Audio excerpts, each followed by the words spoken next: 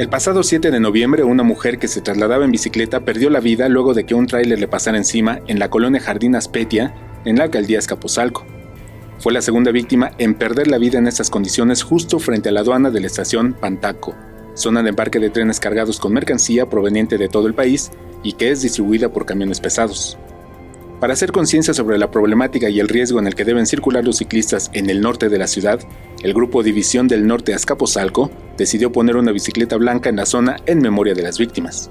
Este evento es para honrar la memoria de Mary Rodríguez, una ciclista que murió atropellada el 7 de noviembre por un tráiler.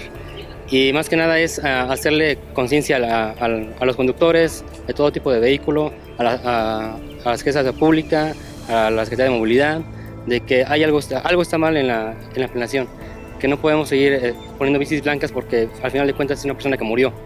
El homenaje de las bicicletas blancas o bicicletas fantasma nace en Estados Unidos en el 2003, precisamente para hacer conciencia sobre los cuidados que se deben tener al circular cerca de los ciclistas.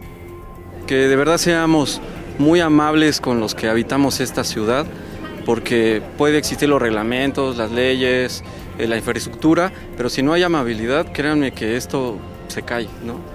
A mí me puede ver un coche atrás y si no respeta al que está adelante, pues te puede empujar, te puede provocar. O sea, también vemos el tema de la violencia, ¿no?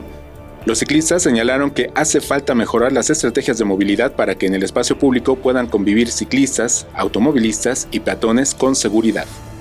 Imágenes: Manuel Hernández, información y voz, Alberto Álvarez Santana, 21 Noticias.